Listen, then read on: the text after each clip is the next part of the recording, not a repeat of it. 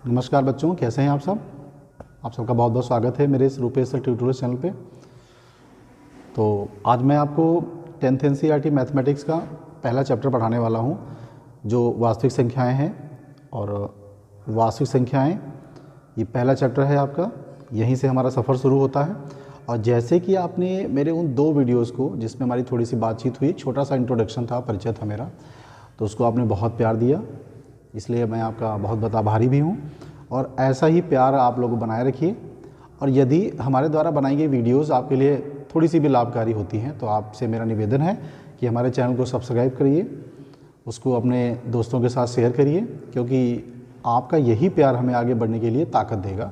और मुझे उम्मीद है कि आप लोग हमारा साथ देंगे। तो आइए शुरू करते हैं। पहला चैप्टर है आपका वास्तविक संख्याएं, रियल नंबर्स। वास्तविक संख्याएं, रियल नंबर्स। तो रियल नंबर कहाँ से आती हैं, इनके पहले का माजरा क्या है, उसको ज़रा समझते हैं। तो सबसे पहले हमारे पास आती हैं प्राकृतिक संख्याएं। प्राकृतिक संख्याएं जिनको हम कहते हैं नेचुरल नंबर्स। तो प्राकृतिक संख्या क्या होती हैं? 1, 2, 3, 4, 5 जो हमको प्राकृतिक रूप से प्राप्त हो रही है, जो 1 से शुरू होती हैं, उन सभी संख्याओं को हम कहते हैं प्राकृतिक संख्याएं, नेचुरल नंबर। उनको हम इस तरह से लिख सकते हैं। उसके बाद हमारी आती हैं पूर्ण संख्याएं। पूर्ण संख्याएं जिनको हम होल नंबर कहते हैं, इनको हम W से लिखते हैं। ये हमारे जो प्राकृतिक संख्याएं हैं, ये पूर्ण संख्याएं तब बनती हैं जब इसमें 0 शामिल हो जाता है। तो अगर हम इन संख्याओं में 0 शामिल कर लें तो इन संख्याओं को हम कह सकते हैं पूर्ण संख्याएं। पूर्ण संख्याओं के बाद में आते हैं पूर्णांक, जिनको हम कहते हैं इंटीजर्स। पूर्णांक। अब क्या होगा? प्राकृतिक संख्याओं कह लीजिए या कह लीजिए पूर्ण संख्याओं के धनात्मक और ऋणात्मक मान को हम कहते हैं पूर्णांक। क्या कहते हैं? पूर्णांक। जैसे आप लोगों ने देखा होगा कि हमारे पास एक संख्या रेखा होती थी, बीच में हमारा यहाँ 0 होता था। इस तरह के सारे मान जो इस तरफ के हमारे होते थे वो हम ऋणात्मक लिखते थे, इस तरह के सारे मान हम धनात्मक लिखते थे। तो प्राकृतिक संख्याओं के, पूर्ण संख्याओं के धनात्मक और ऋणात्मक दोनों मानों को अगर हम शामिल कर लें तो उस समूह को हम कहते हैं पूर्णांक संख्याएं। हम इनको कैसे लिख सकते हैं? पूर्णांक कहते हैं, यहाँ पर आप 0 लिखिए, यहाँ पर 1, 2, 3 कर दीजिए, और यहाँ पे आप कर दीजिए -1, -2, -3। मतलब पूर्ण संख्याओं के धनात्मक और ऋणात्मक मान को हम क्या कहते हैं? पूर्णांक कहते हैं। पूर्णांक के बाद हमारा आता है रेशनल नंबर। पूर्णांक के बाद हमारा क्या आता है? परिमेय संख्याएं। परिमेय संख्या जिसको हम कहते हैं रेशनल नंबर्स।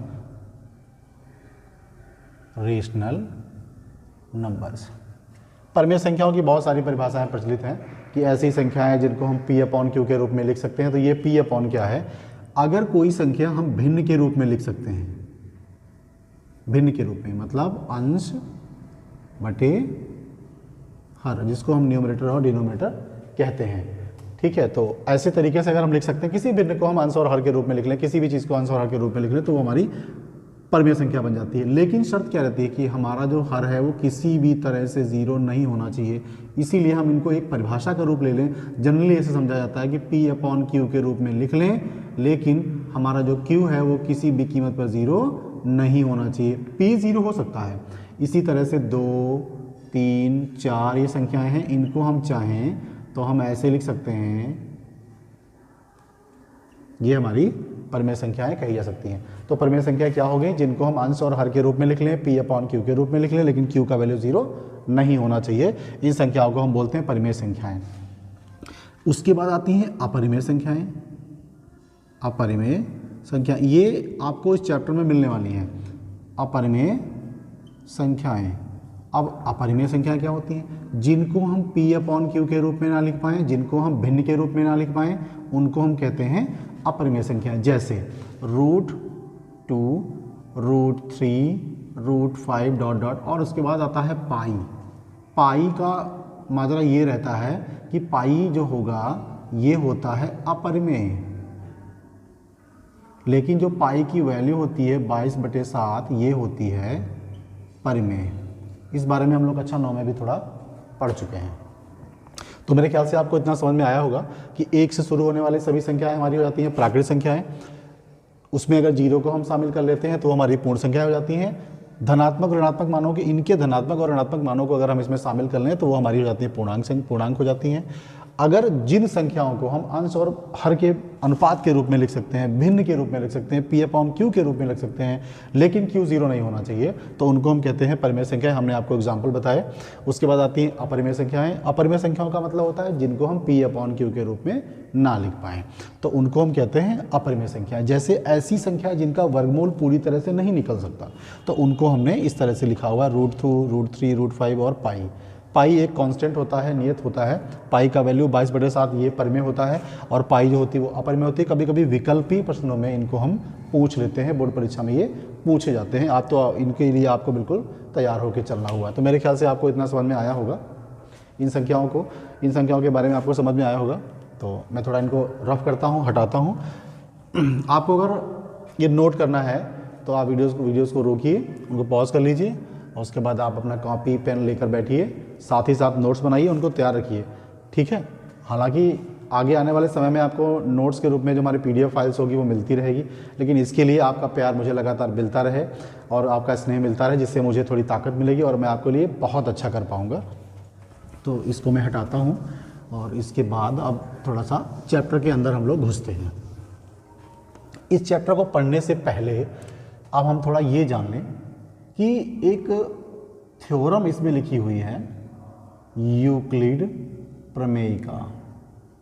इसका प्रूफ क्या है ये आपके सिलेबस में नहीं है, ये हमें नहीं करना है। तो ये प्रमेय का क्या है? प्रमेय का एक तरह का कथन होता है।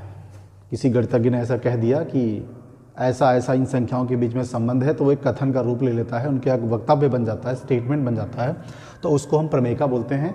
और ये कथन हमारा संख्याओं के बीच में एक संबंध स्थापित करने के लिए कथन होता है, और ये बातों को सिद्ध करता है या उनमें एक रिलेशन को क्रिएट करता है, उसको एक्सप्लेनेशन करता है, उसकी व्याख्या करता है, उसको हम प्रमेय का बोलते हैं। तो हम लोगों ने भाग तो बहुत सारी लगाई होंगी, तो भाग हम लोगों ने कैसे लगाई होंगी? जैसे हमको 2 से भाग करना होता था, ठीक है, आपने 4 से भाग किया तो आप 2 दूना 4 लगाते थे, यहाँ पर हमारा शेषफल 0, ऐसे हम लोग निशान बनाते थे। लेकिन हमको यहाँ पर शेषफल के रूप में 0 दिखाना है, क्योंकि ये क्रॉस जो होता है इसको हम लोग कट्टम कहते थे, वो हमें यहाँ पर प्रयोग नहीं करना है, हमको यहाँ पर शेषफल 0 दिखाना हुआ। तो एक बात अगर हम देखें, थोड़ा सा मैजिक होता है, इनको अगर हम गुणा करते हैं 2 × 2 और उसमें ये शेषफल हम यहाँ पर जोड़ देते हैं, तो हमको ये 4 ये बीच वाली संख्या फिर से मिल जाती है, ठीक है। तो इसी को एक कथन के रूप में प्रस्तुत कर दिया हमारे गणितज्ञ यूक्लिड ने। तो ये इनकी एक प्रमेयिका का रूप इसने ले लिया, इसको हम थ्योरम कहते हैं। यूक्लिड लेमा के नाम से भी ये जानी जाती है। तो अगर हम ये देखें कि एक भाग करने का जो तरीका होता है, तो यहाँ पर कुछ लिखा होता है, कुछ यहाँ पर आता है, कुछ यहाँ आता है, कुछ नीचे हमारा आता है, तो उसको हम क्या कहते हैं? इसके अंदर जो हम लिखते हैं उसको बोलते हैं भाज्य।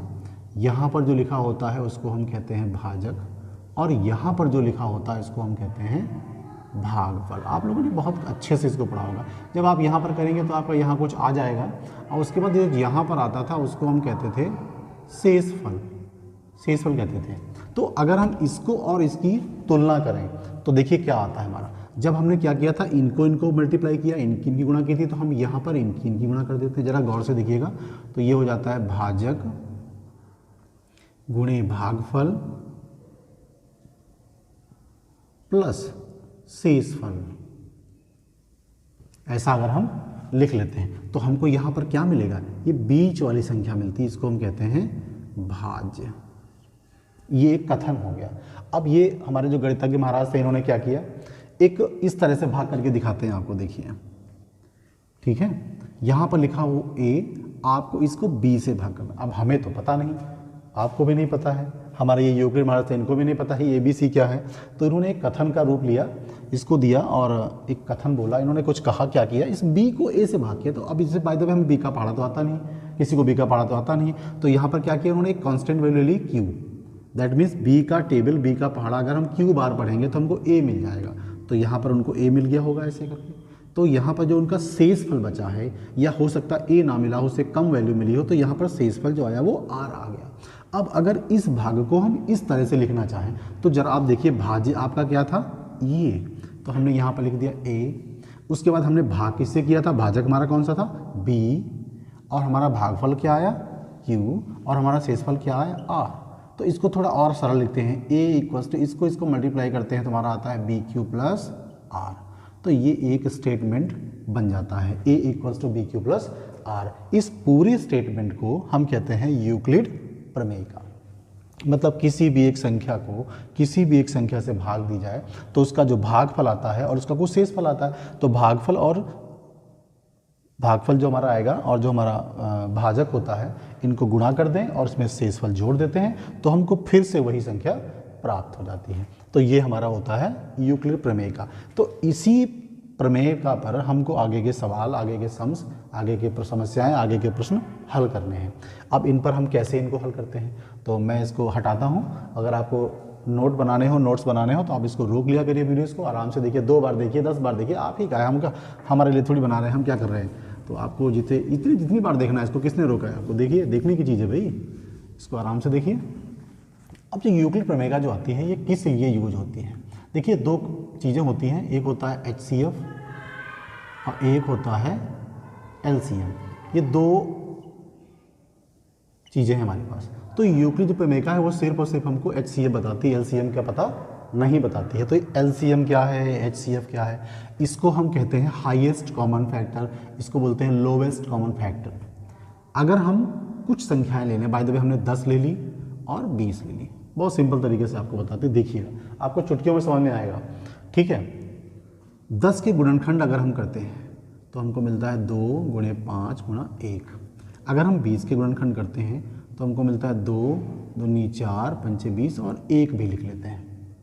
अरे भाई 1 तो लिखना बहुत ज़रूरी है, 1 भगवान होता है। आपके पास क्या लिखा मिलता है हर जगह पर, गॉड इज़ 1। तो भैया 1 से आप कैसे छुटकारा पा सकते हैं, ये तो आपको लिखना है, ठीक है। अब हम क्या यहाँ पर देखते हैं, हम यहाँ पर देखते हैं कि हमारे उभयनिष्ठ गुणनखंड क्या प्राप्त होते हैं। उभयनिष्ठ गुणनखंड क्या प्राप्त होते हैं।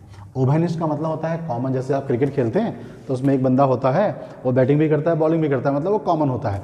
तो हम ये देख रहे हैं कि यहाँ पे कौन बैटिंग और बॉलिंग दोनों कर रहा है। तो देखिए आपकी ये 2 कॉमन है, तो हम यहाँ पर क्या लिखेंगे, केवल 2।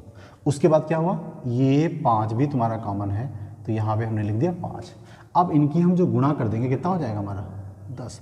यही तो हमारा HCF होता है, हाईएस्ट कॉमन फैक्टर।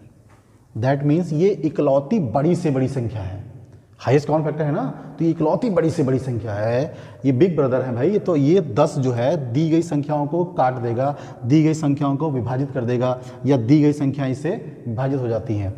उसके बाद आता है LCM। LCM निकालने के लिए हम क्या करते हैं, LCM आपका यूक्लिड प्रमेय का नहीं बताती, उसको अलग तरीके से करना होगा।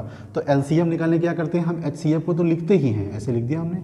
उसके बाद जितना कूड़ा हमारा इन फैक्टर्स में बचा होता है, यहाँ पर आपका 2 बचा हुआ है और यहाँ पर 1 बचा हुआ, तो आप उसको ऐसे लिख दीजिएगा, ठीक है। तो आपका कितना आ गया 20, ठीक है।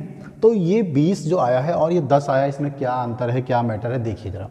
अगर हम इस 20 से 10 लिखा हुआ था तुम्हारा, तो 10 ये हाईएस्ट कॉमन फैक्टर है। 10 वो बड़ी से बड़ी संख्या है जो इन दी संख्याओं को काट सकती है, विभाजित कर सकती है। मेरे ख्याल से आपको दिख रहा होगा नीचे, ये 20 यहाँ पे लिखे देता हूँ मैं। ये जो 10 है ये हाईएस्ट कॉमन फैक्टर है आपका, इसको हम HCF बोलते हैं। ये 10 ऐसी संख्या है जो इन दी गई संख्याओं को बराबर बराबर काट सकती है, बराबर बराबर विभाजित कर सकती है, कोई शेषफल नहीं मिलेगा आपको। और ये 20 क्या है, ये 20 इकलौती छोटी से छोटी संख्या। देखिए ध्यान दीजिएगा, यहाँ पर LCM है तो ये लोवेस्ट कॉमन फैक्टर होगा। ये 20 इकलौती छोटी से छोटी संख्या है जो इन संख्याओं से विभाजित होगी। ध्यान दीजिएगा, LCM क्या होता है, ये विभाजित होता है, समझिएगा जरा, ये विभाजित होता है। और जो HCF होता है ये विभाजित करता है, ये विभाजित करता है। तो एक तरह से ये चाकू हुआ ना आपका, जो आपके कद्दू को काटेगा भैया, कद्दू को विभाजित करेगा। और ये क्या होता है, आपका कद्दू होता है जो विभाजित होगा। आई बात समझ में? तो दी गई संख्याएं जो होती हैं उनसे जो संख्या कट जाए, इन संख्याओं से जो संख्या कट जाए वो एलसीएम है, और इन संख्याओं को जो काट दे वो हमारा एचसीएफ है। तो मेरे ख्याल से आपको एचसीएफ एलसीएम समझ में आया होगा। तो एचसीएफ क्या हुआ? एचसीएफ हुआ कि जो दी गई संख्याओं को काट दे, और एलसीएम क्या होता है? जो दी गई संख्याओं से कट जाए। तो एचसीएफ मतलब हाईएस्ट कॉमन फैक्टर, ये लोवेस्ट कॉमन फैक्टर। तो मेरे ख्याल से आपको एचसीएफ और एलसीएम समझ में आसानी से आ गया होगा। और अब हम जो है ये हमारा वास्तविक संख्याओं का परिचय यहाँ पर ख़त्म होता है। और यूक्लिड प्रमेय के बारे में मैंने आपको बताया, ये आपका a = bq+r, इसको हम प्रयोग कैसे करते हैं। तो एनसीईआरटी की जो पहली एक्सरसाइज है, आप लोगों के पास बुक्स होंगी, नहीं है तो मैं आपके सारे क्वेश्चंस यहाँ पर लिखता जाऊँगा, और वो सारे क्वेश्चंस आप कॉपी पर लिखिए, उनको लगाइए और मेरे साथ साथ काम करिए। आप साथ साथ आप मैथ सॉल्व करेंगे तो आपको बड़ा मज़ा आने वाला है। अभी आपको बहुत मज़ा आएगा। और अभी तो मैं अपना वीडियो आप लोगों के सामने दे रहा हूँ, लेकिन आने वाले समय में मैं आपके सामने जो है लाइव भी आऊँगा, और आप लोगों का प्यार मुझे मिलता रहेगा। और मेरा वीडियो जो आपको ये बहुत पसंद आया होगा, मेरी ऐसी उम्मीद है। अगर आया है तो आप इनको जो है शेयर करिए, लाइक करिए और इसको सब्सक्राइब करिए मेरे चैनल को, जिससे आपका प्यार मुझे मिलता रहेगा और मुझे प्रेरणा मिलेगी, मैं आपके लिए और भी अच्छा करता रहूँगा। और यहाँ से एक श्रेणी या सीरीज शुरू होती है, आप लोगों के लिए मैं अच्छे अच्छे वीडियोस लाऊंगा, और सीरियल से प्लेलिस्ट के द्वारा आपको सारे वीडियोस मिलते रहेंगे। अब ये शुरुआत है, एक इसका अगला वीडियो आएगा, फिर अगला वीडियो आएगा, अगला वीडियो आएगा, ऐसे आते रहेंगे। आप लोगों का प्यार बना रहा तो मैं आपको 3 से 4 महीने, 3 महीने मान के चलिए, 3 महीने से पहले आपको ये जो आपका सिलेबस है मैं इसको कंप्लीट कराऊंगा एनसीईआरटी। फिर आपकी अच्छी तैयारी के लिए जो आपके अनसॉल्व पेपर आते हैं, जिसमें 10 साल के प्रीवियस पेपर दिए होते हैं, मैं उनको भी आपको कराऊंगा, मैथमेटिक्स के, इंग्लिश के और साइंस में फिजिक्स के। तो आपकी तैयारी बहुत बेहतर होने वाली है, मैं आपके लिए बहुत बेहतर करने वाला हूं।